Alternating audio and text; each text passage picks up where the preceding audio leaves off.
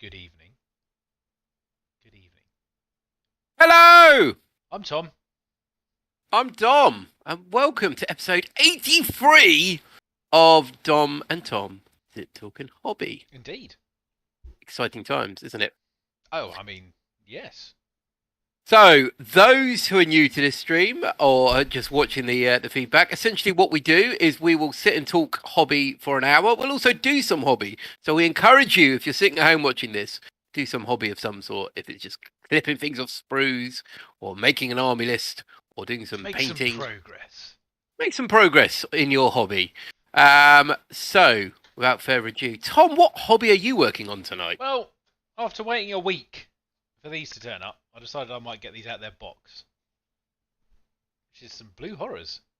Ooh. Part of my Zinchian detachment of my Lingering Legion, because it's the one army I haven't got any troop-based choices for just yet. So I thought this would be a nice starting point. I'm going to get some pink ones as well, but I thought I'd start with the blues and the brimstones, because that's what they come in a pack. However, just before the stream started, I was, I'm actually going to look up the price of these, by the way. Sorry, I don't mean to hijack this right now, but as I know, pricing for Games Workshop Shop is a slightly hot topic at the moment. I don't know if you're aware of that. Insinuating I'm buying stuff. So they are currently priced on the games. I'm going to go with the web store price because obviously where we get it from. Yeah, fair enough. We get a discount and not. Oh right, £26. Bargain. You would think that because it is 20 models, and I grant you that's quite a few models because you can see on the pack here that's basically what you get in it, like that. However, the sprues reveal a slightly different story in my opinion. This is the sprue count you get for this. Now, I would say you could argue that maybe the Space Marine kit, as an example, for roughly the same price, 26 to £30, you might get a bit more on there. I reckon. What do you think? Yeah, Yeah. I So think maybe. anyway, it's not really. Ultimately, this is quite an old kit. I'm not going to go like hammer and tongs on, saying stuff. But ultimately, yeah, I was just a bit disappointed really. But I'll make them and I'll use them. It's not the end of the world. It's just like oh, is that all you get in that £26 worth of plastic? And I assume That they were times, £25 really. previously. Because they've probably gone up. I suspect Maybe. they've gone up. I don't know. Could be an old. Yeah, who knows? Who knows? How about yourself anyway? What are you working on, Dom? I'm working on a Titan tonight, Tom. So I'm doing a bit of work on the old leg armor. Going on here. Got a bit of leg armor on that It's looking one. nice. It's looking cool.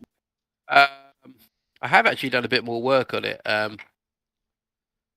He's over there. He's hiding in this ruin. Hang on. Let me reach over. See if I can. Come here, you! Oh, blimey. And he fell over. Oh, he's getting there. He's getting there. Slowly the armor's kind of getting put together. Oh, that's not glued on yet. But yeah, it's getting there. The metalwork, I don't know how well it's getting picked up there, but the metalwork's looking pretty cool now. Looks good. So yeah, I'm quite happy with the progress on him so far. More chaos scum. Yeah. But no, it's gonna look pretty swell. I've got the old Isn't it swell? yeah, on the old cockpit there. There we go. So he's always got to have a cod piece. Yeah, that's a cock piece. And there you go. What's everyone in the chat working on tonight? Anything good? What we got going on? So Captain Who's Jack has hobbying away? said, should have been a chaos special, Dom. Missed some of the cross promotion opportunities. I think our fan base, Jack, it's all about chaos anyway. There are some people who pretend they're Black Templar players, but generally it's all about chaos. It's starting to sound more and more awkward from your point of view, but it sounds like you're fishing for customers, but it's all right. Fishing for customers. Talking of which, there is a link below for Goblin Gaming. In this time. And if you use that cheeky little link below, it gives a little bit of money back to the channel. Also, you get yourself some hobby goodness. It could be models, could be paint, could be anything. They don't just do Games Workshop, Tom, do they? They do all sorts. They do lots of other things, and definitely check out other opportunities out there. I mean, there's plenty of games other than just 40k, and there are indeed. there definitely are out there, and it's. I think I think everyone should definitely check out anything they fancy on there. Just see if they sell it, and if you want to buy it through that link, that'd be grand because a little kickback comes to us, and we appreciate it. We Simple do as. indeed. But Simple as. there's no pressure. Just because you're watching the stream doesn't mean you need to use the link. Yeah, you might not like hobby and buying new toys. Or if you us. don't, that's cool. Or us. But if you're watching this, you really probably Don't shouldn't be doing feel if you really dislike hobby and models, but like us, you have to go and use that link. that. I mean, I'm not forcing you to, but you could. All right, and what else we got on the chat? So Vicky is working on Chaos Terminators. Very nice, very nice. Felpar's doing some stuff. Sarah's is working on Word Bearers, Close Combat Marines. Nice. Mr. Blue is plodding on with the grots. Getting there. 8 out of 12 done. Well done. Well done. And hello, Mr. Lee. He's a labour of love. Hello, Monsieur Lee. Yeah, so I'm just I'm working on these blue horrors, and I'm looking forward to running. I mean, my first game of that. I mean, if any of you haven't checked out our latest video, please do. It was a Crusade game that me and Dom had last Tuesday. Yes. And it was my Lingering Legion, which was mainly a Nurgle force, versus Dom's Sisterhood of the Vile Thorn. Yes, a very enjoyable game actually. It was actually good. Yes. I definitely recommend if you're going to watch it, make sure you watch it all the way through because it's got some good highs, some good lows, and then all sorts going on at the end. A bit. But yeah, for 500 points, what do you think, Tom, of your first real 500-point game? If I'm totally honest, Crusade's the game for me. Yeah? Yeah. I liked the added beginning and end parts of actually, doing stuff with your army. I think that was good. Yep. And I think it added a bit more meaning to the game. Yep. And if anything, as per our subject in a bit, obviously I won't go into that right now. I think it actually highlights a few things that I personally think is missing from standard match play. Oh, nice. So we can go into that in a moment. But yeah. Well, first off, I'm glad you enjoyed it. Because it is a bit different, isn't it, to your standard 40k game? It is because I don't think there's as much faffing about actually. When you're building that army, it doesn't feel like you're having to sort of really min-max and that kind of stuff. I mean, obviously, if you want to win, I suppose you could do that. But ultimately, it lends itself to a slightly more relaxed play style. Yeah. In my opinion. So, yes. Scott Curtis is here as well. Hello, welcome. Hello, my friend, hello. So, yeah. That's kind of... Yeah.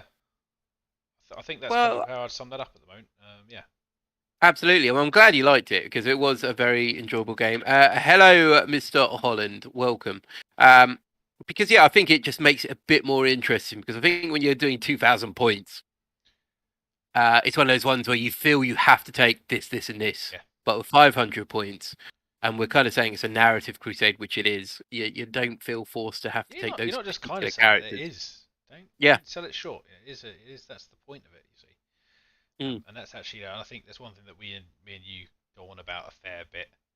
Because it's one of our little hot topics, I think, for play style and the like. So yeah, if you haven't watched the game, check it out. It's got a lot more dice rolling in it because the game was smaller, we were able to sort of kind of just, due to time constraints, we normally had to rush through things, and in this particular case, the filming time was about the same in the end, but it was because it was a small game, we weren't having to work a lot. Almost 3 times as long as some of our other games. I'm about to report actually. That was a pretty long one, but very enjoyable, I think. I'm glad you enjoyed that, Tom. Thank you. And I think as well, when you do 500 points, like the rules for the Crusade, those who don't know, is that we had to pick factions that we didn't already have. For instance, I've got Disavow, never had Disavow. And then Tom's got demons. You've never had a demon army. Mr. Lee in the chat. Yeah, it's got Nurgle demons. etc., etc. Everyone's kind of got new forces that they're not particularly used to, and I think it makes it a bit more exciting. With 500 points, it's definitely achievable rather than going, "Oh, I'm going to do a brand new system battle army. Got to I get want my 2,000 2,000 points." points, yeah. Because the other thing is when you typically do it that way, I mean, a lot of people say they don't do it, but ultimately people go out and buy the list they want to play at 2,000 points. That's typically the way I suppose you buy, and that's I think yeah, maybe not the right way to go about it, but yeah, as you know, my the lingering legion that I have wasn't that really. I didn't intend for it to be a crusade army, as you know. Yeah, It was more of a I wanted to try out some different paint schemes and do something a little bit different, but then I decided to join the crusade a bit late on, and I'm glad I did. So there we go. good, good. And how did you actually find playing Chaos Demons? Because that was Um, your first it was game playing enjoy. Chaos. Yeah, it was. Yeah, it was my first game with them. It was very enjoyable. Um, I felt a bit of. I think. I mean, okay. So I suppose it's a slightly unfair comparison because rule set wise, they're probably. I think they're probably one of the weakest out there, along with the other faction that you play, but which we're not going to mention. God, yeah, God, yeah. good point. Yeah, I think you know what I mean, though. Yeah, they're yeah. not rule set wise. They've got a fairly light selection of stuff. Um, and yeah, but ultimately it played nicely and I think it fitted fairly thematically to what we were trying to achieve. So yeah, Yeah, absolutely, absolutely. And you've done a great job painting them. thank you. So that kind of Yes, helped as well, didn't it, to make the game I think he's implying enjoyable my for other ones everyone? aren't very well painted. I'm pretty insulted. Oh, this is awkward. Better mute it. I'll put it down. I've got 500.4. Oh, nice. Well done. Yeah, so that's essentially what we did last week. So make sure you go check it out. And also, if you haven't already, guys, put on your little notification Indeed. on the channel as well, so you get notified when the battle report's coming up. We do try and publicise it on different formats, but just make sure you got it, and then we don't have to keep like poking you like this. Watch it. So yeah, it's good times. Yeah, I mean, obviously I could bring up something that I found out today, but maybe that's not the right platform to be doing it on. No, So. probably not the best platform. Because So you guys are clearly coming to watch us, so that would be the wrong Nurgle people to Demons address to see. can be a slog when you fight 2-up saves or roll buckets at once. Yeah, definitely. That can be a bit hard going. So tonight, Tom, we are going to talk about a good little subject, which is kind of like it's on the radar for lots of people. People are kind of skirting around this particular subject.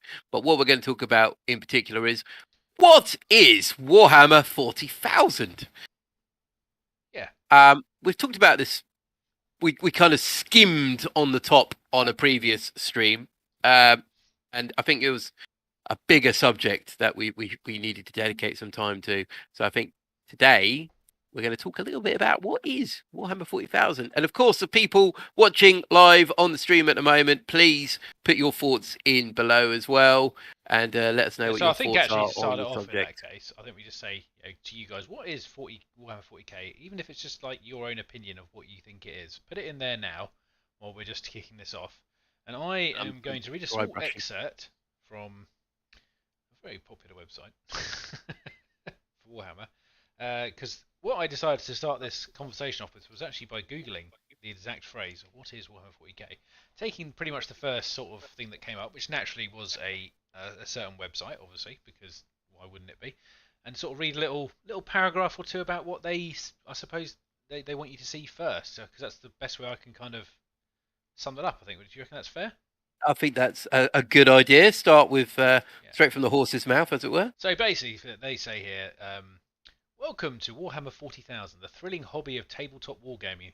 The game is set in the grim darkness of the far future, where mighty armies clash on countless war-torn worlds, and humanity stands alone. Beset on all sides by threats of the heretic, the mutant, and the alien, there is no mercy. There is no respite. Prepare yourself for battle. And then, so that's kind of its little draw-in phrase, and then they sort of say, new to Warhammer 40,000 question mark.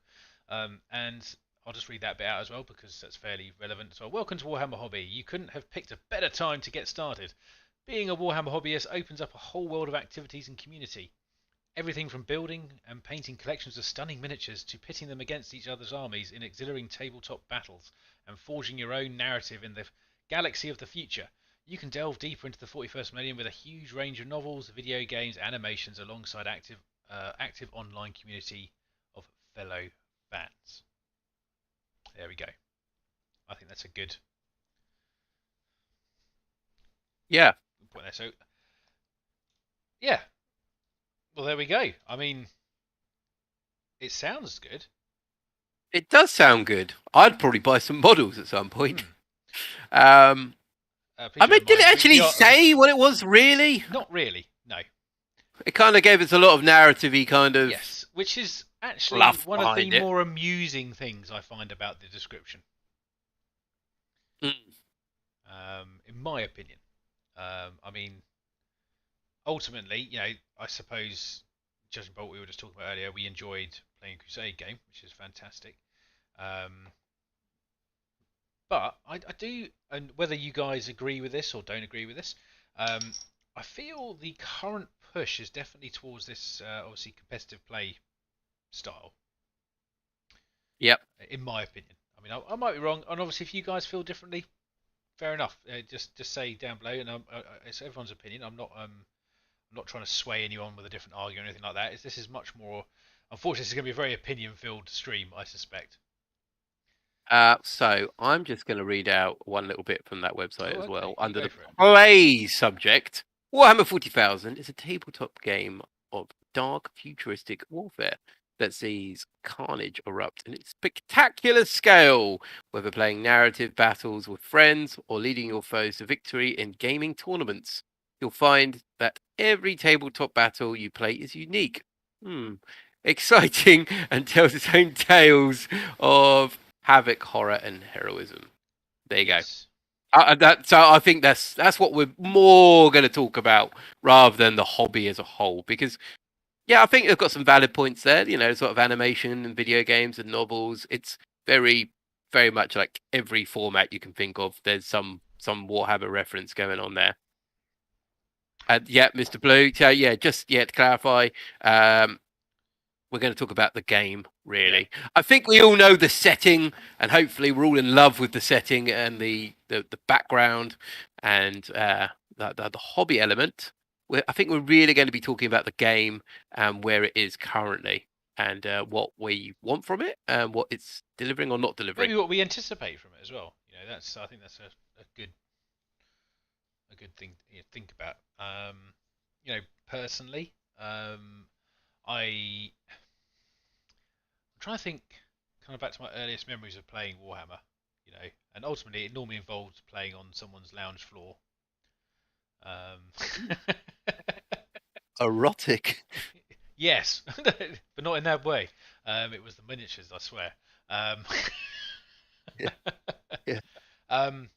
yeah, I found that kind of style of play. It was very much. I mean, obviously that was quite a different time for most of us in that respect, because we kind of played on what we got to. There wasn't things like battle mats. There wasn't things like pop-up terrain tables. You kind of just went, I need to find a space to play it on. And then if you wanted something amazing, you'd have to sit there and really think about how you'd make it. But nowadays, obviously, it's very, I suppose, accessibility's gone up in the respect of getting a standard setup for a game or a table, or you can pretty much go out and go, I want to get this, this, this, and this. I now have a 500-point style setup with a small board. Whereas back, some of our early games, it was definitely, I think, going out and buying sections of wood to create tables, and then, I mean, Don won't like this particular memory as me kind of destroying his kitchen with flock and gravel and sand. Yeah. That you became a popular member in my household after doing that. Your lack of sealing a battle board. So you're right. Like, we kind of look at Games Workshop. You go back in the day, or Warhammer, whatever you want to call it, and it was a case of getting a bit of chipboard or big bit of MDF or something like that, making a couple of boards up, 4x4 or 6x4 or whatever size you want to do, and then you make it up whatever you want. You can have one of my early memories is using things like VCR cases and stuff, so that's taking it back quite a bit. Cardboard as terrain, exactly, all sorts of things. But now So this is, I suppose, a positive. Is that Games Workshop as a whole can like give you everything you need to play the game. Indeed. That's the You one know, thing you I got would battle definitely agree mats with. now, or you had the old clickety clap boards to put together. They've got their own tape measures, their own dice. You know, they've got everything now. When it comes to that, the only thing they don't have yet is a pop-up table, which I'm pretty sure that's on the radar somewhere. I That's would going to be hope. coming I up. would actually kind of hope so, actually, as well. But the problem is, I suspect the pricing of it may be, well, maybe off kilter. But we'll see. I don't want to, bash on that because that's not been done yet. So. Yeah, well, we don't know. I mean, you Yeah, can, it's a lot of um, speculation on that one, isn't there? So. yeah, speculate a little bit on the price there. But yeah, I mean, from its origins, I suppose, when it was a typical what I would class a war game, where you've got X amount of units, and you basically have a rule book, core rule book, a couple of codexes. At this point, there was no supplements, No. and you just away you go, have a good laugh, Simpler and then times, would it be fair to say? absolutely simpler times. Yeah. I mean, people criticize Games Workshop for not constantly updating rules and changing things. It's like a negative, but to be fair, if you're doing it as a casual hobby, not really a problem. If No. you're doing it as a competitive thing, of course, there's going to be a bit of problems there, isn't there?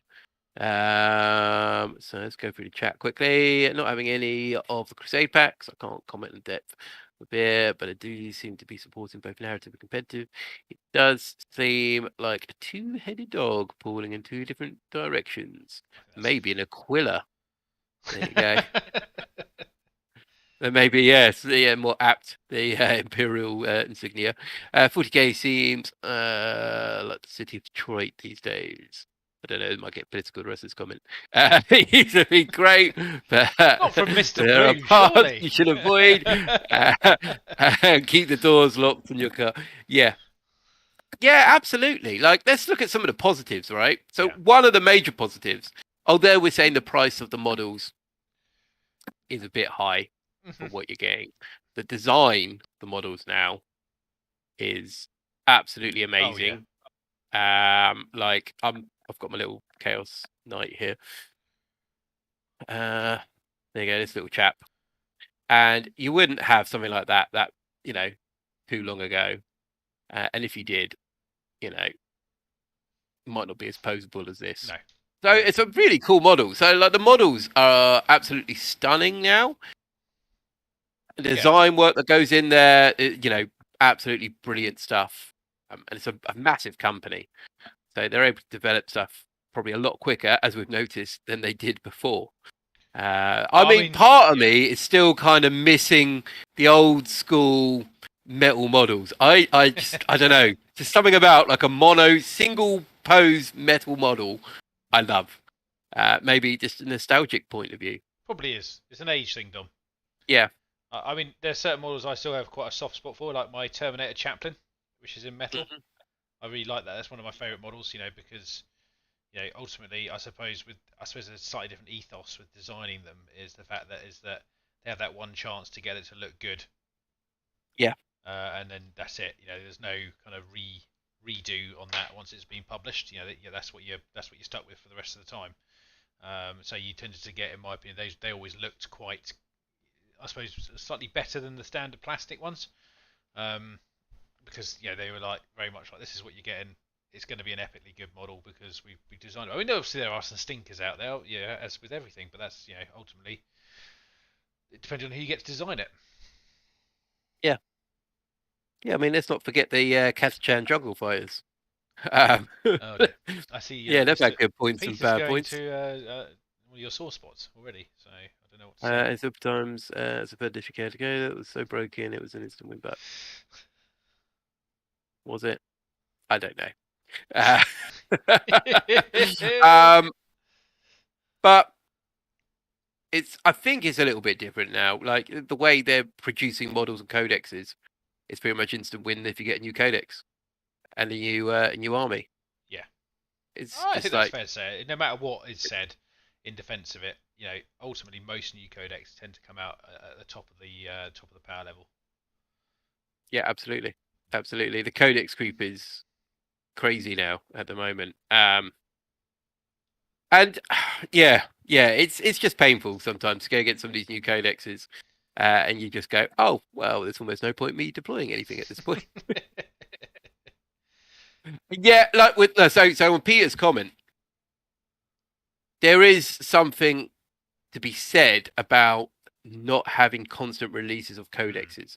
That let's say third edition Chaos Codex was out, and there hadn't been new codex for several months, so you can anticipate what that Chaos player would be bringing, and you can adapt to it, and you would be fine. You wouldn't have layers upon layers upon layers of rules, and it wouldn't, and you'd be on a bit more of a level playing field. Yeah, that's. I mean, I remember some of my games when I used to play the old Templar Codex. You could be pretty sure what I'll be bringing on a regular basis because it's what I like to play, and there wasn't really a lot of. I suppose it wasn't as much option as there is today. And that's one of the other positives about now is that the options of what you can and can't play is it's kind of incredible, really. Actually, if you really think about it, there's a lot of choice out there for if you want to play a certain type of army, which is, in my opinion, quite a big positive. It's just where I think actually the downside comes when you have to learn these rules to play games in a simple fashion. Because especially if you don't get to play an awful lot, I suppose that's the other thing, isn't it? It's if you're playing every week on maybe or two times a week, you can learn these things quite quickly. But and I think you and me both also like to try different things out on a regular basis. I think that's fair to say. And you need to make sure you know your rules, as we found out in many a video that we have done in the past where we butcher them sometimes. And ultimately, I suppose it's not really a fault of them. It's just the fact that we, trying to learn multiple rule sets is quite difficult sometimes, in my opinion. It's just because of the layers.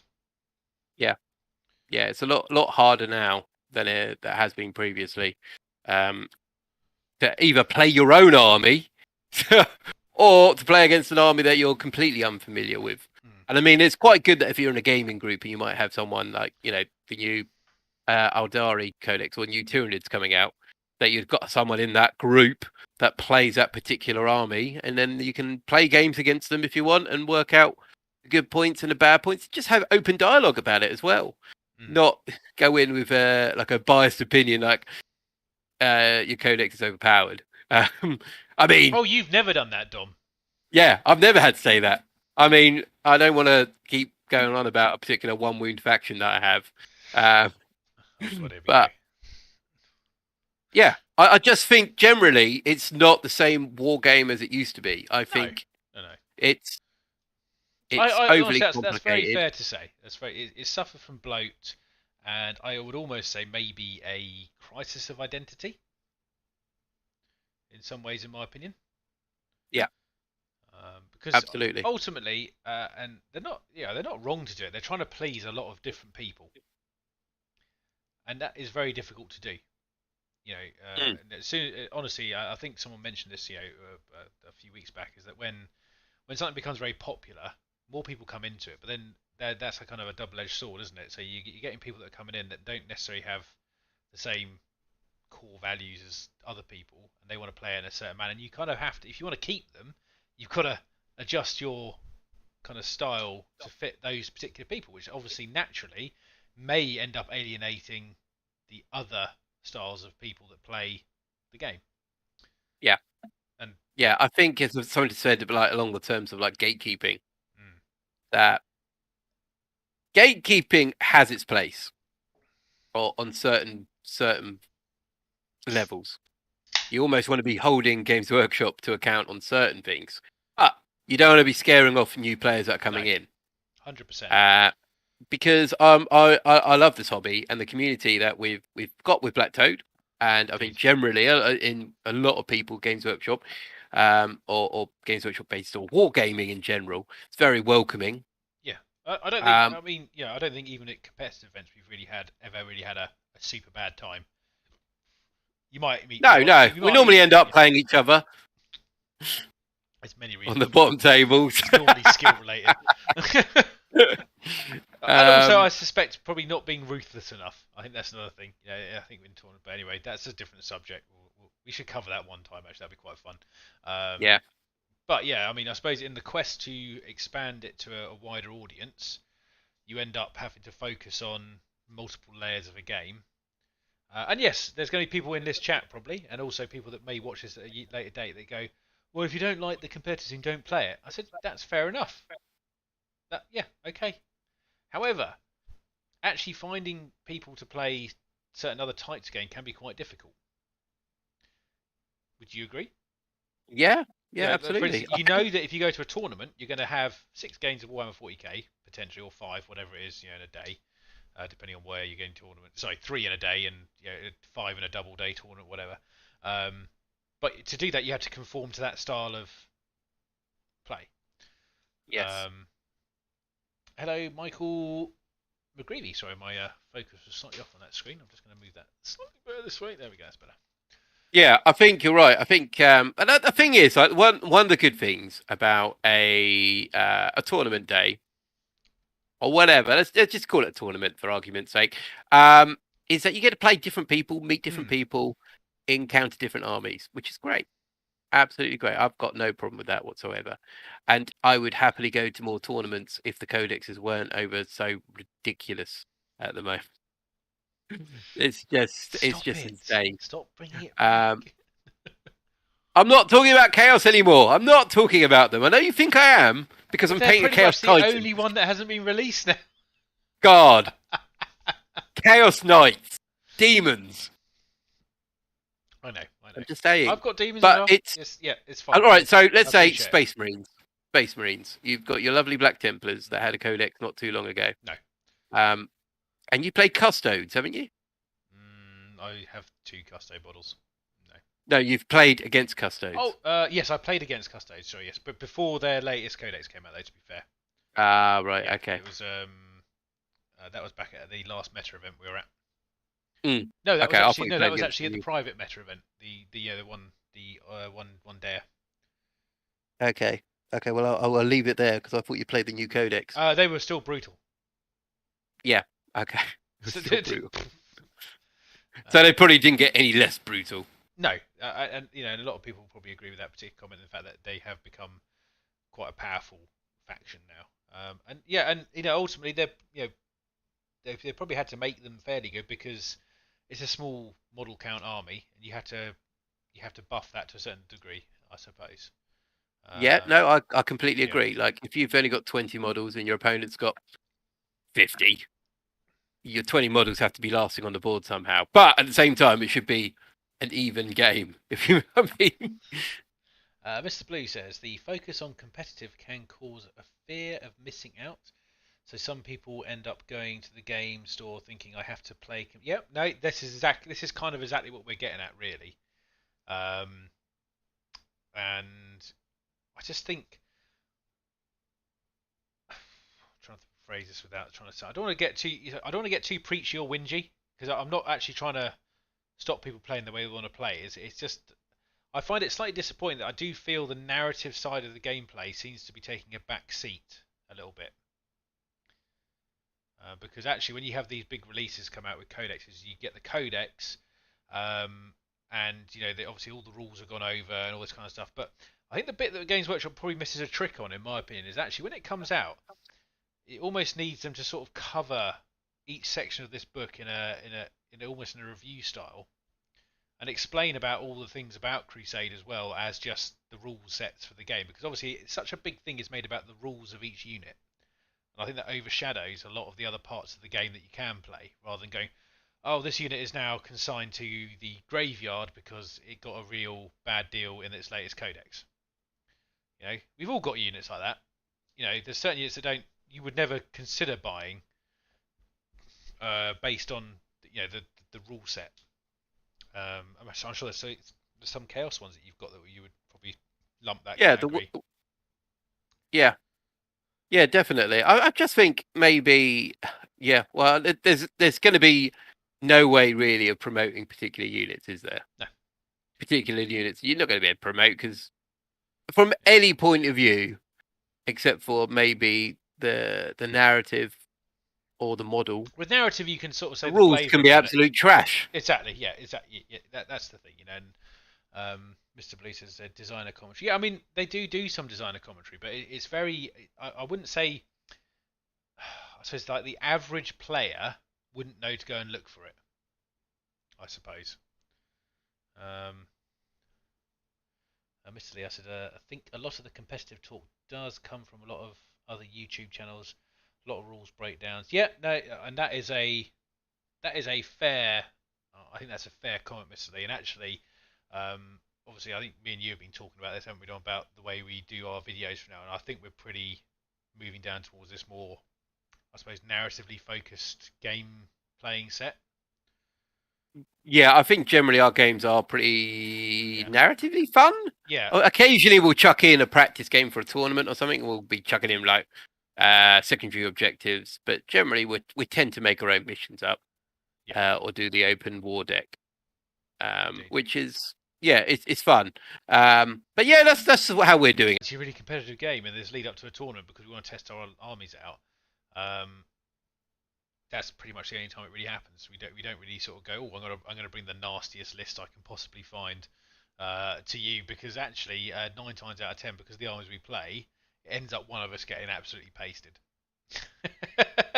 And that yeah, well, Which yeah, I adds think to it, but it's not the point of the discussion. It's more the fact that actually it's just not really how we tend to build our lists, I suppose. no, we don't tend to build them that way, and it's not particularly fun to watch. I know we're not experts on competitive play in Oh any God, no. way, shape, or form. No, so, But it does appear from an outsider's point of view that they can be very quick games, very decisive. And like I said, if you're playing particular codexes, that's what's going to happen. I think on the channel in general, we're very much like particular factions we love. We're not going to quickly pop out a custode army because custodes is the new hot thing. We're going to keep you doing the armies that we love. I mean, it's an interesting subject, to be fair. But Mr. But Blue, going back to the Games Workshop thing there about the play, where it says you'll find that every tabletop battle you play is unique.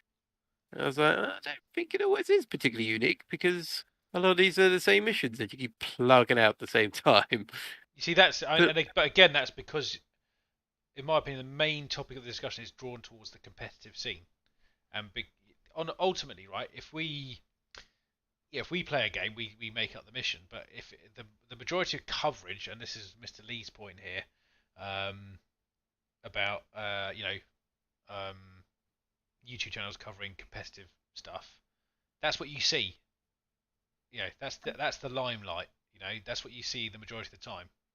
You see the competitive layouts, and obviously they're told to lay out the board in a certain way with a certain amount of terrain in a certain format with a certain set of all that kind of stuff. So you kind of lose that, I suppose, a bit of randomness from doing like Crusade or a narrative, really push narrative game. So yeah, yeah. I think you're right. I mean, the thing is, we're talking about how great Games Workshop are when they're giving us everything we need to start the hobby, to play the games. And there is an argument there to be had of, do you want them to be telling you how to be laying out your terrain? Because I believe there are packs that say you got to do it this way and that way now. When you kind of lose a little bit of your uniqueness by laying them all out the same way for particular missions. And I think obviously they brought out those Crusade books, which I think, am I right in thinking that they're going off sale? I think some of them were. I don't know if all of them I think were. we saw a last chance to buy on some of those books. So I mean, that kind of gives you a clear indication of either how well they were selling, or if that's not really what they were wanting to sell. I suspect it's probably more the fact they weren't selling very well, which would obviously automatically put maybe us in the minority of how the game's being played in the majority of the time now. Well, Tom, why do you think they were selling badly? Is it something to do with the insane price I for a mean, tiny book? I didn't want to touch the price, but as you know, I've brought this up before because when I looked at it, they were charging £27 something for a paperback ring binder style book with less pages than the codex, and then the codex is going for £30 on a hardback. I mean, that kind of sums that particular argument up, in my opinion. These, in my opinion, the Crusade rule packs um, kind of almost want to be like either PDFs or free or released in a much more cheaper format. You know, because actually, if you take all of those Crusade books that they have sold and you kind of sandwich it into maybe like a compendium, I think that would be quite a nice Yep. thing to do. And you said, "Hey, I'll have that. That's 30 quid for the compendium." You know, uh, it's the same price you're paying for like the Imperial Armor book. You know what I mean? It's weird. Um, Yeah, it's bizarre. it's a very odd kind of tactic for something that you kind of want to encourage. Um, yeah, Yeah, I mean, maybe that's kind of yeah. I mean, it's split, isn't it? It's between the company as a whole and how Mhm. they're deciding to value their product and sell it, but also if you're wanting to support particular aspects of the game, and these booklets are meant to be supplying aid for the crusade and the narrative side, maybe lower that value down. And let's have a look at a couple of comments. Mr. Blue said, I've just stopped watching Codex reviews altogether. 50-50 the reviewer gets something wrong. Fair enough. Mr. Lee, time to bring back the Book of Ineffectual Lists. It's never gone away, Mr. Lee. It's still on my shelf, and I still regularly put the really bad ones in there. Just to remind me, I think there's actually currently one there from when me and Don went to a tournament at Warhammer World where we did awfully. That will forever stay in there. Yes, we did. Don't, just don't try and sell Yeah. us as what we're not. All right. Yeah. You could easily justify the price of the books, and a magazine costs £6 or more, but maybe they should take the profit hit on those style of books. Maybe, yeah. Captain Jack says one of the issues I have is the strive to ultimate balance. When I think narrative, I want certain factions to be scary as hell. Custos are meant to be brutal. They should kill all. I miss the battles where people start in the open attacking a well entrenched armies. Yeah, that was actually something we did a while back on our little We planetary did. assault thing. Which actually I had a look at the rules and we could potentially do something like that still. Yeah, I think so. Going on to Jack's point, it's one of those ones which I agree with. Like, I think it's great, but maybe it's the way we look at the hobby sometimes. Maybe. Maybe we say that they've always got to be the same points. I think we've done games in the past. I've definitely put a couple up on the channel where the points values are different Hmm. for both factions, and maybe we should start looking at that a bit more when it comes to particular games and match up. Because we all have like a last stand, don't we? We do. Like we love like a group of guardsmen, like a gang against a horde of nids or orcs. But the minute we make both factions 2,000 points, what's the point? But It it's negates it, kind doesn't of it? Yeah. negates the final last stand. It's just like they're both completely matched. In fact, this one's had a more recent codex, so this one is a distinct advantage over the other. And it's like maybe we should go back to the point of, let's say both codexes were the same. Obviously, they're not at the moment, but let's say both the same. You go, all right, well, the guard are having a last stand, so deployment is this.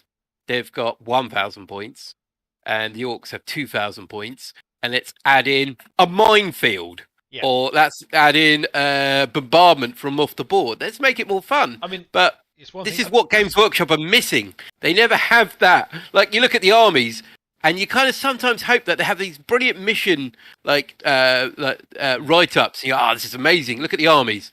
These can be built from the codexes, but Yeah. not. This army has 1,000 points. This army has like I mean, 2,000 points, it's but quite cannot similar to the deploy. way I suppose the old White Dwarfs used to be when you had that big write-up of a big battle. You know, you kind of they explained it kind of step by step. It was quite cool. Obviously, that kind of I suppose that media's kind of sadly died a bit of a death from because it's so much easier now just to film something, put it up on YouTube or put it up on your Warhammer TVs and all that kind of stuff. Um, you know, Well, I suppose I don't know. Why wouldn't you really? I mean, some people would like to read still. I like to have a little read occasionally when on a on a White Dwarf, but it's not really my preferred medium nowadays. I will admit. Um, and yes, we could do more to, I suppose, create our battlefields a bit more interestingly. Maybe we should do. Maybe we should start doing. Maybe we should start coming up with some crazy scenarios and see what happens. Yeah, I don't think we need to prompt ourselves too much on that. No. I think we pretty much do that anyway.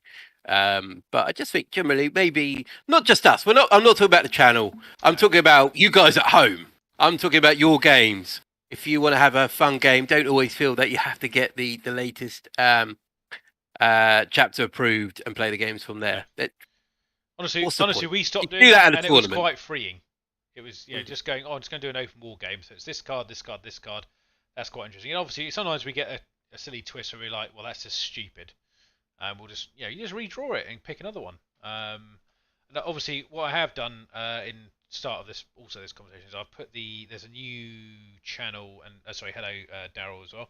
There is a new channel area for the Black Toad deck, or open play deck, where I have posted the pictures of the current set of objectives. And obviously, I think spurring off the back of this discussion, it'd be quite cool to get some ideas from some other objectives from you guys, and then maybe we can even formulate it into some kind of a deck of our own, and and have a go at some of the missions you suggest. I mean, even that'd be quite fun. Maybe people come up with some suggestions for an objective base, and we recreate it and see how it plays. Become playtesters, Dom. Yeah, there you go. Playtesters indeed. So yeah, I mean, hopefully you're all members of the old Discord family anyway. I believe you probably are. I will post a new link up because it's been a little while since we've actually. Come join the Discord family. Come a Toadette. Welcome, Daryl. Welcome.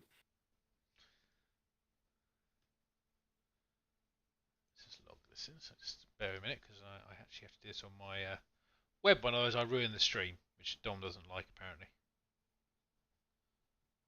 Yeah, it takes away from my ranting, to be honest. Dom. Kind of diffuses me somewhat. Gives me time to cool down. I wouldn't say we were having a hard. How's everyone's hobby doing anyway? As we wait for the old Discordy link. Everyone working on some hobby?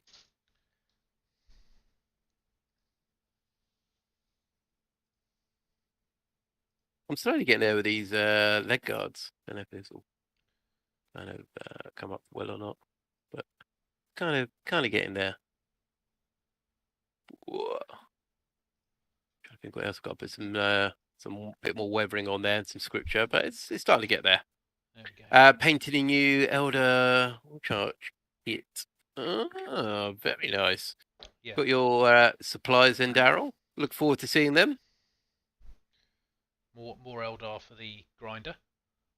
And this bit as well. Feed him in this. You don't get a lot of meat off Eldar though, to be fair. No, there you go. That's what's getting there. Ooh. Got to put some Nurgle rot in there. Bit of weathering around the eye. That's looking very nice. There. Good mirror shield. Yeah. There you go.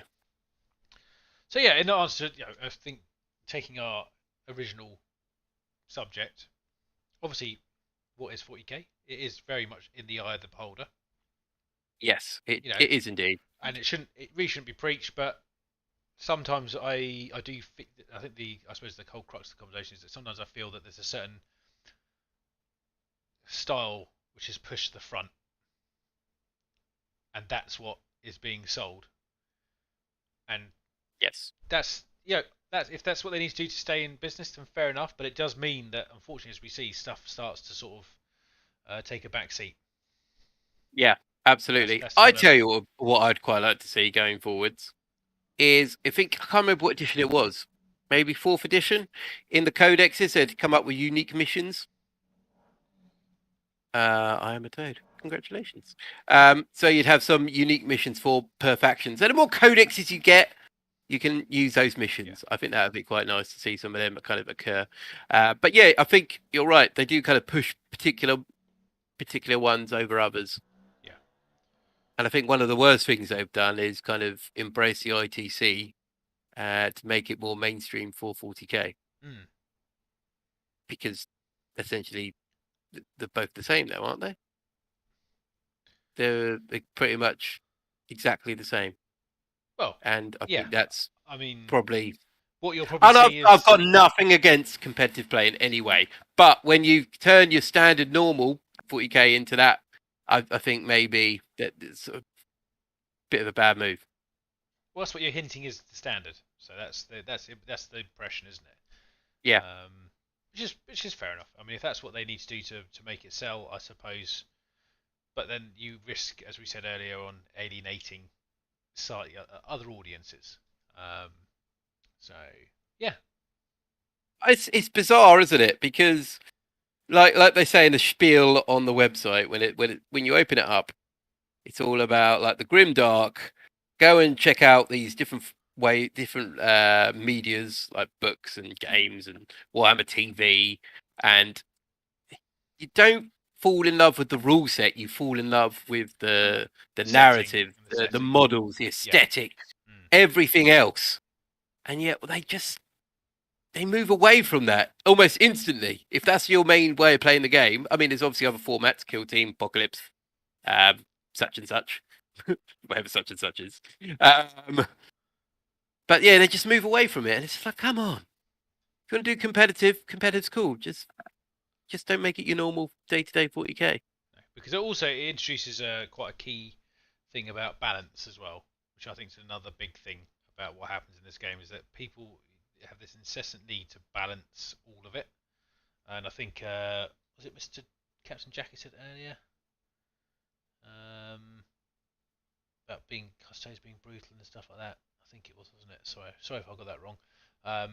But it's like yeah, I mean, ultimately there should be some stuff that is like really tough to overcome, and that opens up those options, like you said, of going, oh, we can have these 1,000 points versus this 500 point, and the 500 point army still has a chance because the 500 points is what you've got is a brutal selection, but also terrain features. I mean, we tried terrain features, didn't we, a while back, but they're supposed to have simplified them, but because it isn't standard, it's really hard to kind of, I suppose, keep them easy to sort of remember and use. Yeah. I mean, that board behind you that you've got there. Obviously, we were playing on that one the other day. No, it's really, and obviously the terrain looks fantastic because it's all been, Dom's done a fantastic job painting it and everything like that. It looks great. The mat's good, but when you're playing on it, if you want to make sure you get the rules right, you have to go to that section in the competitive rule book, because that's actually where it is. It's, the terrain rules are in there actually. I suppose that's the kind of point because that's the thing. But and then you have to classify each bit of terrain on that board in a certain way to make sure that it's fair. And yeah, okay, that's cool, but it's another step in trying to play a game which is already quite complicated to pick up on certain levels. And you're adding, if my unit's in here on top of it, or is it if it's underneath it, or if it's in this little footprint, is it this, and that's great, but it should just be very simple, like things like, if it's on top of this type of whatever it is, it should be this, and if it's underneath it, it's this, and not like, I'm going to give it lots of keywords, and you've got to learn all those keywords. Absolutely. That's where the problem occurs. Yeah, it's because back in the day, if it was a ruin, it was basically, okay, if you're in the ruin, you're -1 to hit or whatever. That was simple as that, Whereas now it's like, I'm in the ruin, I'm being assaulted. That gives me defensible. Well, it gives me I can prepare to be assaulted or something. That kind of thing, or defend, isn't it? And think, I mean, I can't remember the last time I used set to defend or something like that in a game. I'm gonna put money on you've never used it, Tom. I'm pretty sure you're probably going to win that bet. And not because I don't think the rule's cool. I can tell you right now, I've never used it. And that's part it's not if I don't know it, but no. I'm like, what's the point? It's just It's why we don't win tournaments, mate. It's because we don't do that. We set defend. Is that what you're saying? Yeah. With win tournament. Well, they say that I don't think anyone's ever done that in return to us, which is quite amusing. Yeah, I've never had anyone set to defend against me. So. Mainly because they're probably not threatened by me. That's why they're like, do what you want, charge in, it's fine. Got loads of room in this ruin. Bring everyone in. Come on, everyone. That Storm Come in this Raven as ruin. well. Yeah, land it. We'll help you land it. Come Oh, on. actually, do you know what? That is another very fair point, actually, about some of the. Obviously, they changed some of the ruins rules so that even if your model could fit in there, you're not actually technically allowed to go in with it. Yeah. Which I thought was a bit of a shame. It takes a little bit of fun out of it. But I think, like, the thing is, normally if I'm playing someone in a non. Yeah, in that not in that scene. It's someone I know, or they're coming around. We just go, look, if you're up here, +1, down there, -1. The annoying thing is that you go to the terrain, you have to learn the keywords. You go into another bit to remember what they are. So that's it. I mean, we had up there. Odd enough, we had an example actually when we played the last game. Technically, my Greater Inclaim one shouldn't have been able to go underneath something. Yeah. But we just went. It's silly. He would crouch slightly. You know, that's it's squish through. I think Great Unclean one's pretty very squishy. Yeah, exactly. And it's just things like that that's cool. And I think the more people that you play like with that, I think the more fun you have, in my opinion. Yeah. So there we go. Yeah. Anyway, I think we should move on. Yes, let's move on. Let's move on. Because honestly, I really didn't start this whole conversation to start bashing on the hobby because I don't want to turn it into a negative. I don't think it's bashing. No, I think Captain Jack said, or Mr. Blue said, or someone in the chat said that you can essentially make it what it is, whatever you want to make it. And I think what we're doing is mainly going to the viewers or whoever's watching this. Maybe they're a bit disheartened with the whole situation at the moment. Actually, you're not alone. My suggestion is that you can do this to enjoy your hobby, because we're all here for the same reasons. And if this rule or this way of playing isn't for you, there are other ways of playing. And I think I'm not talking about particular YouTubers at the moment, but a lot of these YouTubers at the moment are kind of are very down on it at the moment. Mainly, it might be their life, their income, but there are other ways of playing, and it's not all doom and gloom. There is a positive way of playing this game. And it comes from the person playing it. Yeah, exactly. Not from Games Workshop. It comes from the person who's playing it. That's just people. Yeah. Ultimately, play with people that you enjoy playing with, and try and enjoy the game for what it is. And it is literally just playing with plastic soldiers. However, do paint your models, because I don't like unpainted models. Yeah. We'll find out where you live. Yeah, we'll track you down and we'll paint your models. No. Yeah, that'll teach him. Yeah, I'm gonna watch this. Oh, yeah. Oh, look at that glaze work I'm doing on your model. All over its face. Yeah, that'll teach him. Yeah, so there we go. But yeah, let's be positive about this. So yeah, I hope you all agree with that. Tom, did you have anything you wanted to bring up now? At all? Cards? About what? If not, don't worry about it. Or we can carry on talking about media. No. I was going to talk about Warhammer TV, actually. Oh, which unfortunately will be a downer. I'm just warning you. Come on, Tom. I can't help it. I have to say my mind on this one. Jeez, all you do is moan. It's so salty. All right, okay. It's actually a high and a Make low. some lemonade. I'll continue my bit, thank you. No. Actually, it's a high and a low. All right. Okay. Go for it. So obviously, as you know, I think both you and me are subscribers to Warhammer TV. We are. And I am not intentionally cancelling it, even after what I'm about to say. And I've seen your. I mean, they might cancel it after you. Games Workshop might listen to this. Anyway, I obviously some of you may be subscribers, some of you may not be. I happened to watch the Tau animation that has come out the other week, and I'm going to say this right now. I really enjoy the style, the audio, the actual animation itself. I think it's actually one of the best ones they've released. However, it's only 10 minutes long. Yeah. I mean, I feel very shortchanged in that particular respect. And I said this in one of our private chats that we have a couple of days ago. Warhammer Plus. Yep. Right, Warhammer Yeah, Plus. Warhammer I Plus, don't not understand. Warhammer TV. Warhammer TV is a different thing, I'm but sorry, essentially, we're talking Warhammer about Warhammer Plus, Plus.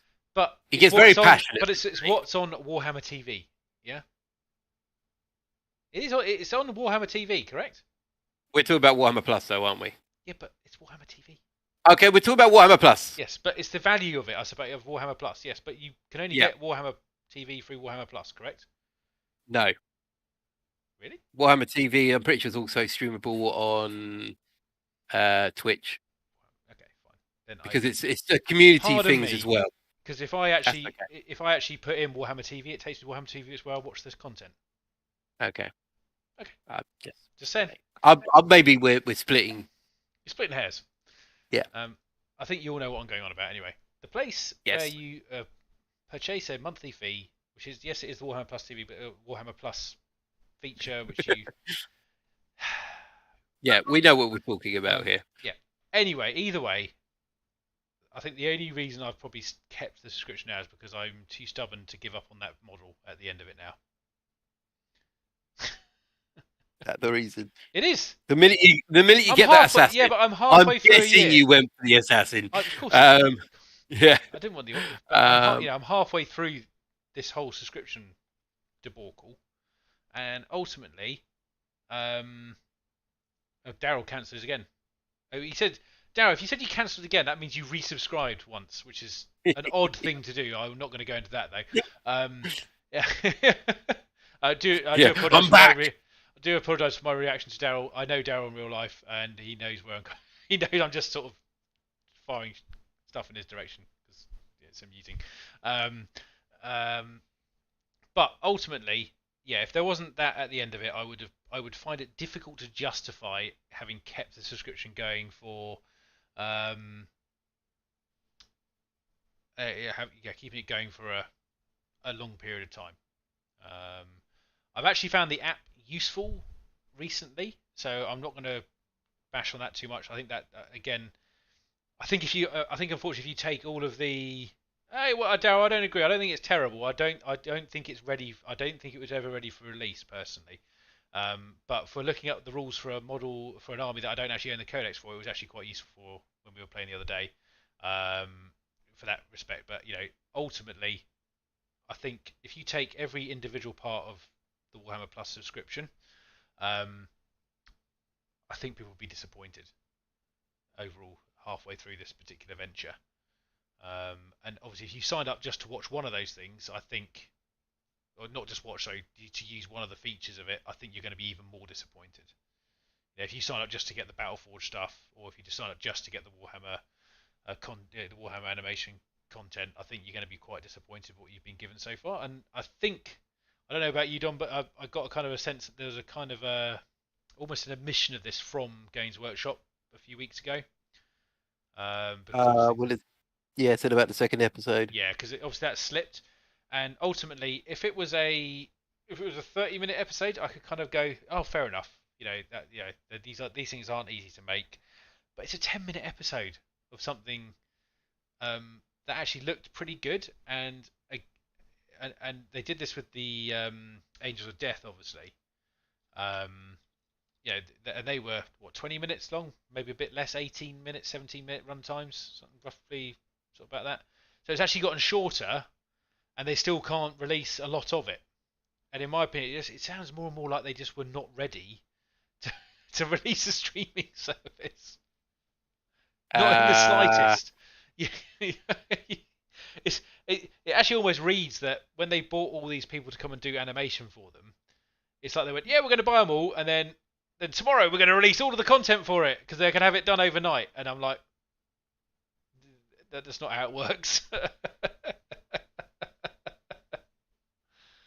Yeah, I mean, I personally don't have particularly strong feelings about Warhammer Plus. I mean, got good points and bad points. I mean, like you said, the app. It's not amazing, but at some point it might be any app we got. So I think, the app is getting better. But the thing is, I think you can still use the app for Chaos Demons without actually having to be a subscriber. Correct. Because it's got no new content on there anyway. But you can't make an army on it. you need. Yeah, I mean, the army Forge. build is a bit rubbish.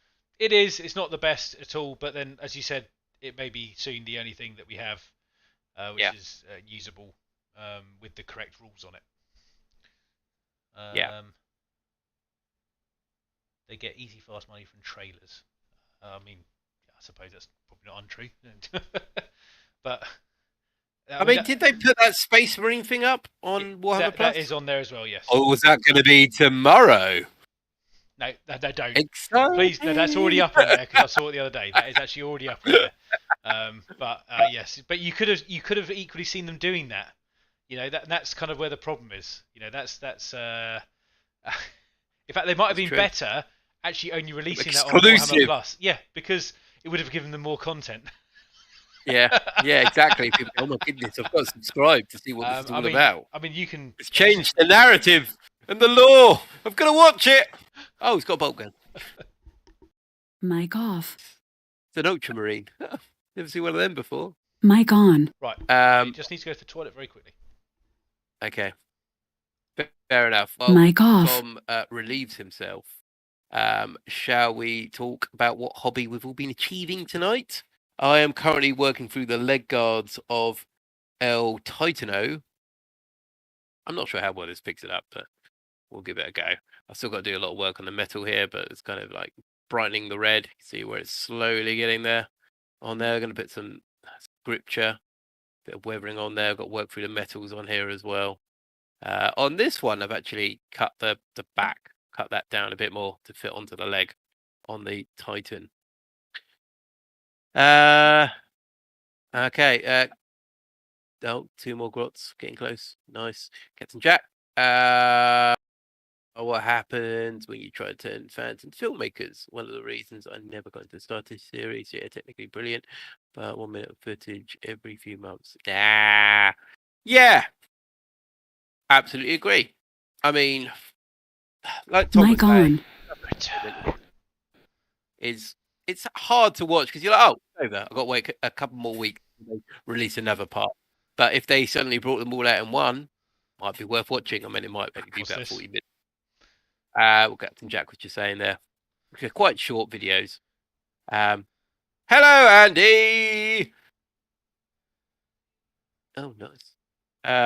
Welcome to the party. We're currently talking about Warhammer Plus. And is it good value for money? Isn't it? I think, who knows? As I was saying, I think as a whole, if you take the app, the sporadic content, it maybe just scrapes through. Yep. I think the app is the main selling point on it at this point. Who knows, in 12 months' time, it might tip slightly the other way. They need to release a lot more content. Longer than that, maybe 18 months. I think they need to release a lot more content to make it based on the video stuff alone. That's that's a tough sell at the moment. I think, they're obviously receiving feedback from this, and it'd be interesting to see how many people bail after they get their model. And then they might suddenly kind of start sounding alarms and do something a bit more proactive on Warhammer Plus to keep people It's there. a shame because it deserves a good feature film. Yeah. Something big that you can only get on there. That's kind of how I would, you pick a subject matter that a lot of people like in the 40k or Age of Sigmar or even the old Warhammer universe, and you do a one-shot, good epic movie length film, Yeah, absolutely. And I think the problem is that if they keep releasing little dribs and drabs, people probably don't see it as good value, because when you do compare the monthly price to a proper streaming service like Netflix or Amazon Prime, the amount of, obviously they've got a lot of content to work with. It's not a niche product for them. They can draw from multiple genres, multiple filmmaking studios, whatever. But the thing is, when you bill it as a streaming service, that's what you're selling. Yeah. And it's a shame because I've liked a lot of the content. Yeah. It's not like I've disliked it. I like the Angel of Death thing. I've liked most of the Hammer and Bolt. I wouldn't say it was my favourite series. They had lots of hit and miss, but I think that's kind of the intention of the series. I suppose it's more designed to, if you like this particular thing, you'll like this particular hammer and bolter. That's kind of, if you don't like what's on offer, as in like the factions or the setting, you're just not going to like it, regardless of animation style or anything like that. I suppose the one weird one on that one was the guard, the Cadian one. I think we both agreed that was a bit. Yeah, for that one, it seemed like a bad Shakespearean animation thing they've tried to do. But just looking at the way on the Warhammer Plus website, it goes explore the Warhammer universe through animation, apps, shows, and more. All exclusive to subscribers. I mean, it's not all exclusive to subscribers, is it? There's probably some bits on there. But I think maybe we're looking too much to the streaming element of it. Because how much was the app by itself? I'm not too sure. I thought it was still $1.99, wasn't it? Remember, I don't know. But it's currently £5 a month anyway. On Warhammer Plus there. Is great for me. Got a free £10 voucher and a cool assassin coming. Apps are good, content a bonus. Yeah, and I think Andy, that's essentially how I'm looking at it. To be honest, I'm not necessarily too bothered with the animation that's coming out, but the app is handy to have. You get a little couple of freebies here and there, and I'm sure, like I said, once people start getting the models, people are going to start bailing, and in that case, they're going to start doing more with the app, and more with the platform. Yeah. Oh, it's Major Chard. Ah. Nice. Hello, Major Chard. Edition Codex. Still do not have a clue about how to play 40k. Well, Major Chard, if you got Warhammer Plus, there are how to play Warhammer 40,000 on there. I haven't watched it. Maybe I do need to watch it. They're the free, mate. They're the free ones they had out before Warhammer. I don't believe you. Okay. I think you're lying to me, Tom. They wouldn't do that. I think they would. No, Tom, no. They wouldn't do that. Sorry. Sorry. I'm so sorry. Right. I'm going to just check this website out quickly as we chat. And see if you're going for the Warhammer TV one. Oh, no, they have got it on there. I told you they did. Oh, told you. Oh, no. No, why? John, you seem to forget. Why? They did this. Anything that was free on the website, they put into Warhammer Plus as additional content. Yeah? That's what they've done. No, I'm hurt. No, no, Tom. I'm so disenfranchised now. Dom's quitting next week, to see her. So I'm quit. I've had enough. of this. Games which have lied to me for so long. I wonder if they've got the same for Blood Bowl. Oh, don't do it. Kill Team. Please don't do it. He's didn't do it. He's going to be more disappointed now. Mr. Charles says, I see the rules are free, but I'd rather pay £3 if. But fair enough. That's kind of what I think we were just discussing, was the value of the app as a whole as the Warhammer Plus subscription. And Mr. Charles says he's bought a Chaos Lord too. Oh, well, he seems to be going down your route. He wants to get even more annoyed with the game. Yes, nice. Yeah, good. Challenge yourself, mate. That's the faction you want to be playing. Either that, or he's going to turn his guard into even more of a Chaos army. Chaos Guard. So I'm just looking at the Blood Bowl website. No, they kind of changed all this as well. Don't do it. No, I don't think they've got the video about how to play it. Oh, where to play? Where to buy? No, I think we're okay. I think Blood Bowl hasn't gone down that route. I think we're okay, everybody. You sure? I'd be really annoyed if it had there. Someone's going to prove me wrong. It's on. Yeah, I have just done already. It's on YouTube. The basics and stuff. Yeah, but it's a Games Workshop. Yeah, it's the Games Workshop website, the Warhammer channel. No, I'll put the link in. Oh, hang on. No, you're right. I know I am. I don't understand why so many people. Oh, Games Workshop. Been lied to. I've been lied to. Oh no. So just close that window. So if we exclude all the free content that they've basically bundled in there, and we look at just the stuff that has been generated for the Warhammer TV app. Sorry, but come on. Yeah. Let down. Not only Let that, down by but there's that. been several weeks of non-content. Now the thing that annoys me is I was actually in my opinion the whole animation thing at the beginning of it, where they obviously bought animators to, I say bought, they've hired animators to do work that were YouTube sites, and ultimately I didn't really have a problem with that. I figured actually if they were offered that job and they wanted to do it, they took the offer. Yeah. If they didn't do it. It's definitely down to their choice. So I wouldn't want to assume that's kind of what. Yeah, they weren't bundled into the back exactly. of a van. They had the choice to do it or not, and if they didn't want to do it, I mean, I was saying that maybe there's a video on that. Yeah. I'm working for Games Workshop. Get in the van. but I think it does seem like that when they did this, they hadn't really got anything ready to go on the platform they were already planning. Yeah. Which I think was a slight oversight in my opinion. But that's just my opinion. Ultimately people may love it, and I said, Andy, I know you obviously you think you've got a good deal there. I just think actually from a monthly fee point of view, you have to put it into that comparison of what I suppose other things you're paying for of a similar price. And to me, I find that actually the value for money isn't really there. If they hadn't added on the model and obviously that £10 voucher, which I did spend as well. So I've had, I don't know how much an assassin model is nowadays. What is it, about probably 25 to £30? I'm going to guess something silly. I'll tell you this, right? Okay, so if we're holding out for that model, aren't we, at the moment? Of course. Let's not lie about it, Tom. We're all after this assassin or orc. I mean, there's a few people after the orc. Yeah. But once that's done, like I said, people are going to cancel left, right, and centre. Yeah.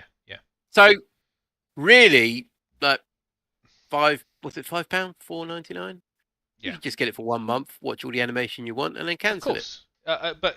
But if I know Games Workshop, and I think we do by now, they will do the same offer again if you subscribe for another year on a different model. Yeah, possibly. Which is fine. So Major Shard says, yeah, man, thinking of the Sons of Horus Fies, the Praetorians are still strictly loyal. Well, Major Shard, I mean, I've played with you quite a few times over the years, and I don't know, there's definitely some Chaos vibes sneaking into that army of yours, I'm afraid. As loyal as you want to make them. I think even Dom may agree. Yeah, that's cool. That's all good. See? It's all good. And if he actually says that, he means that. Welcome aboard. Welcome to Chaos. Everyone's welcome. I'm just looking at Warhammer Plus again. Mr. Blue says they should have waited until at least a year. Yeah, I'm fairly good. And Andy, yes, exactly. Honestly, if it wasn't for like having the app as a free resource, I think it wouldn't. I don't think it would be worth it. But as it is, that's fine. Yeah, I can accept that as a cost. Although, obviously, the other thing you've got to bear in mind with the app is, even though you buy the app, if you want to see your codex on there, you've still got to buy your codex and then put the code in. So, associated with using the app for your particular army, you have to pay that entry fee of your whatever it is a month plus your £30 for your codex. So, which is it's a valid point because I'm just putting it out there. I've got no real agenda when it comes to this, but we're looking at the annual fee is £49. Okay, and then we're looking at a cost of assassin. So this is a basic Vindica assassin, not fancy. I'm sitting in a statue. I'm a fancy piece. It's £24 or £24. So really, you're kind of looking at half the price of your yearly subscription is on that model, but also on top of that, you get the £10 voucher as well. So you add another 10 on that. So yeah. Yeah. So you're looking at what £15? Yeah. For yearly subscription. And so what? £1 something a month? Yeah. You're paying? And that's the only reason it's really, that tips it in my favour. Yeah, in that favour. If I didn't have something at the end of it, I would be doing what you're saying right now, and subscribing for a month, watching what I wanted to do, and then unsubscribing. Yeah. And I think the only reason I'm slightly, I suppose not irritated by it, but more disappointed is that I think I wanted it to be really good. I wanted it to be really, really excellent value for money and really excellent. A lot of good animation on there, and of which honestly, I don't care what anyone says.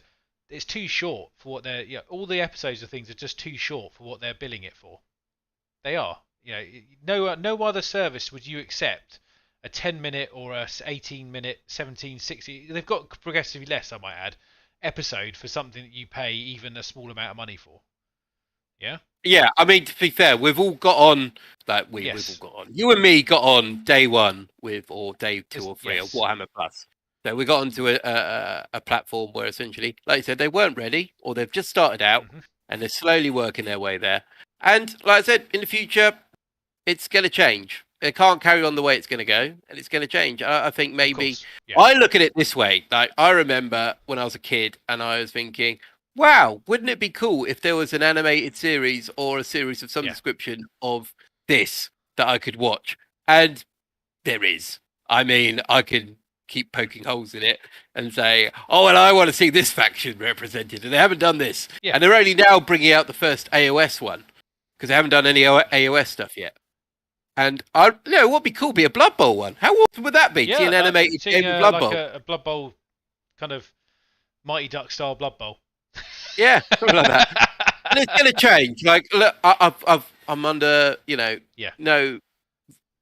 I'm merely pointing out that I feel that I think they released too early, and it should have been I think it needed maturing a bit before they dumped it out, because all they've done is actually they've had to make excuses for missed release dates. They've gone to like almost it's almost been one a month, which is not really what I think it was intended for. And I think they'll probably, if they were brutally honest, they would admit that themselves as well. It's not really what they intended, and I suspect they've underestimated the amount of time involved in doing decent quality animations. Yeah, absolutely. I think, from my point of view, it's not as bad as it could be. No. But then again, it could be, like you said, a lot better. Yes. And audiobooks would be blimmin' amazing if they just released an audiobook a month on there instead. They just went, actually, I'll tell you what, we've got abundance of these. Let's just put one of them out. I think the dumb thing about the audiobooks thing is actually they could almost just say, go away, Audible. I want to put all these on here. And then let people come and listen to them there. That's a missed opportunity. I mean, I know they lose a slightly wider audience, but I think to be fair, I suspect non-Warhammer 40k fans probably aren't going on there to buy Warhammer 40k books or AOS books. It's a different, I think when we first talked about Warhammer Plus, we thought it was a bit strange that they're doing it this way instead of all mainstream format. Yeah, because honestly, they could have had a similar effect by actually saying, "Hi Amazon or Netflix, do you want to have our exclusive rights to this particular show for a year? We'll release it for a year and then dump it on there." And then they could have had the Warhammer TV as like somewhere where you could watch the back episodes if it once the licensing agreement expired or something. It's things like that. But anyway, Darryl says, I think my issue with it is it's such a successful company now. They have so much income, but it feels as if they still run a smaller company overall. It's fair enough. Max McGinn, I would add more content plus make it more valuable. And yes, it is a missed opportunity. They might have a non-competitive clause with Audible. Yep. And yes, very much agree with Daryl. Yeah, I think the smaller company thing is probably fair. I mean, they've grown a lot in the last, we could say 10 years or 5 years. It doesn't really matter, does it? They've grown a lot in either of those time frames, quite frankly. Just looking at the... Ooh, I think Dom's gone. No, he's back. I'm back. You back, Dom? What did you do? Back. I didn't do anything. I think you kicked me out, Tom. Oh yeah, I've got no disbelief of. No. I'm not that strong opinion. No, Daryl, you're wrong. I'm out of here. I don't know. It sounds like something you would say. Yeah, Daryl, you are wrong. Even to Daryl's face. I mean, I've seen you do it. Yeah, just walk out, even in my own house. And the back of his head. I bet he doesn't know about that one. So. Oh my goodness. I'm actually trying to remember who Daryl is because I haven't spoken to him for a while. Yeah, I don't know. You seen him for a while, Daryl? No idea who he is. Just Darren, if you hangs do out. still exist, please let us know. We are concerned about you. The expanding amount of staff. Because of how much. Yeah, I think the Games Workshop is one of those things. Look, it's people are buying stocks and shares in Games Workshop. They want to be having a bit of profit there. Arguably, you have more people on board, more creative people, employ them, and you can make more profit. Because I suppose the way you've got to look at this particular conundrum, especially in the subscription service and the Warhammer Plus kind of arena, is that they've hired individual artists who are probably haven't expanded their team. I'm going to suspect. I would suspect they're not offering these guys like multi-million-pound deals to hire an entire team to do their animation. I suspect they're hiring them on a wage to do their animation, possibly with a bonus. So they're still just doing it themselves, and that's a lot of work for 1-2 people, and that's why I was genuinely impressed with the quality of some of the animation. Some of it's very impressive. It's just really the time and the time required for episodes to come out, and also the length of the episodes that are released. They do seem a little bit just not where I thought they should be. But I'm done with that now. Yeah, no, absolutely. I think they could do a lot more, but unfortunately, at this point, they haven't. We just have to see what happens in the future. And I think a lot of these people, like you said earlier, Tom, they've just been bundled into the back of the GW van. I'm not casting aspersions on these people, but a lot of them could be amateurs that have, they've done it on their personal systems at home. They've got no one else helping them. They might have volunteers helping them, and to be then suddenly pitched into the limelight and do it in a professional format could be a bit of a tax on them. Oh yeah, here we go. So actually, talking of the Chaos Space Marine Codex, we have got an Apocalypse game planned. We are postponing the Apocalypse game. Yeah, but you didn't tell me this yet. Comes out. We spoke about this the other night. No, you said we might be. You haven't told me we are. Okay, well, we are, Tom. We're going to postpone the Apocalypse game until the new Codex comes out.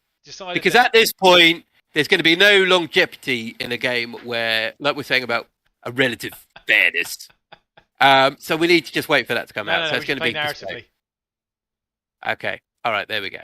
Yeah. And we know narratively that Imperial wins, so it's fair. That's true. I mean, that's the way they're formatting it at the moment. Have you told the rest of the group this? But they're all watching this clearly, Tom. Well, I think maybe we should probably tell them because it's not that far away, actually. Yeah, absolutely. But at this point, it's the Chaos Codex is rubbish.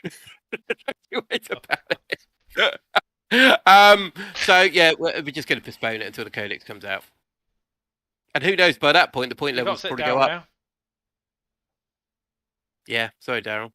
Yeah, I'm sure you're happy with your Death Guard. I mean, if you guys want to play the game with an arm tied around your back, we can happily do so. But I would highly go against it. I mean, Tom, how did your game go with your Night Lords against Space Wolves? Which ones? The one we publicised or not publicised? Well, there we go. Dom, I'm just messing, and I just didn't realise we'd actually decided that yet. That was all. So, just saying, I do want more time to paint the Titan. However, I'm getting there. Actually, that's a fair point. It's just a ruse. Yes. Okay, well, we need we're getting there. We need to get a new date in for that. And yeah, I mean, War Venom, the 2 wounds and free summoning, I don't think is really feasible, to be honest, at this point. No, I agree. The doesn't intention, really work. All joking aside, the intention was to hopefully have the Apocalypse game recorded as the Chaos Codex release to kind of A, showcase it, B, make it fairer, and C, just have an Apocalypse game that actually had quite a nice topic around it, and the fact that we played the new Codex for Chaos and we compared it directly to some of the stronger stuff going on. Yeah, that was kind of one of the core reasons behind it. I know.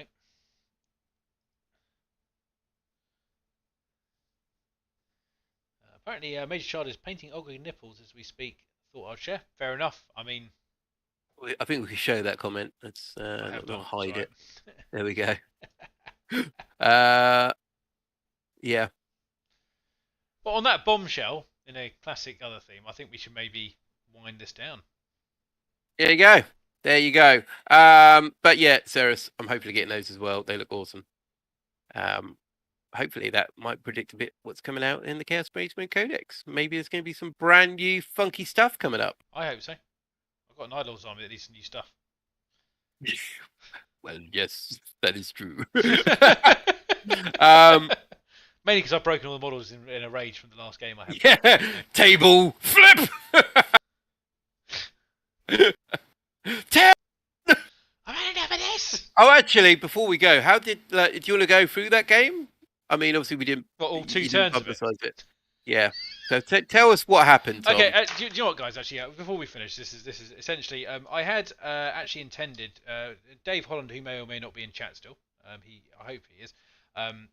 We planned a game, and I said to him, "Let's have a game. You bring." I said to him, "I'm going to play, probably my Night Lords or something, along these lines." And Dave actually very nicely tailored his list down a little bit. He played Firstborn Marines only, and we thought, oh, it should be all right. We can probably sort of get away with a game. And literally, he turned up with a fairly nice little Wolves list that I played against with my 2,000 points of Night Lords, and I lost in turn 2 by being tabled. Absolutely, completely tabled. Yeah, I had. Well, okay. If you want, I did concede, but it was mainly because I had I think it was one Havoc guy left from the squad or something. I said, Dave, the odds look fairly in my favour here, so I think you're going to have to stop playing, and we can't record this. Unfortunately, we'd already recorded all the turns up to them as well, but I didn't because the video when I looked it up I think it was 5.5 minutes long in total. I mean, people sometimes enjoy a short battle.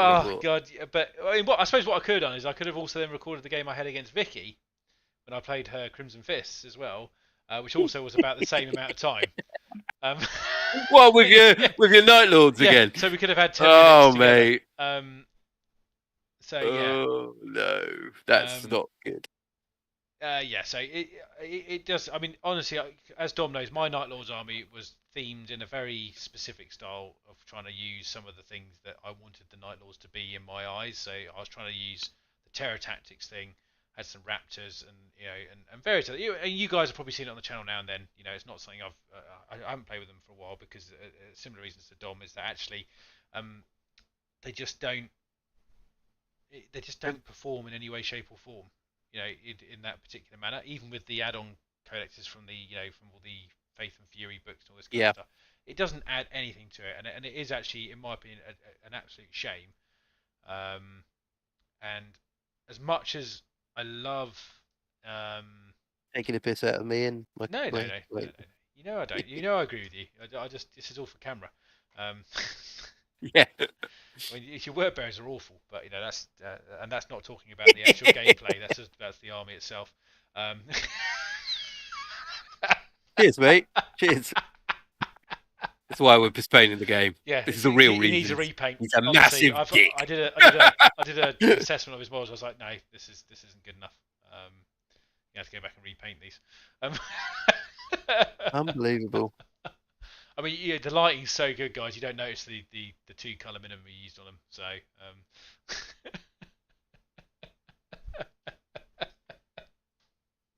but anyway, yes. Overall, quite disappointing in the fact that I am a firm believer that actually this codex release schedule they do every year needs to change in some way. This is a genuine bugbear of mine in that. A codex that has been waiting almost 2 years for a release is still at the back of the queue. And whatever reason is behind it, whether they're going to do some massive fanfare, which I think will happen, I don't actually doubt that. I think there's going to be a massive Chaos release this year at some point, and I think that's why they're saving it till last. It's taken too long. We're talking about rules. Why are they saving it to the last though? Because it's going to be big. It doesn't matter when it gets released. No, but this is actually my point. I think this is what they're doing. I don't agree with it. I'm saying that I think they are saving it till last because they want to make a big fanfare about it. And I think it won't just be the Chaos Codex on its own. I think there's going to be a whole raft of supplements with it as well. But I think it's almost the wrong way to be going about it.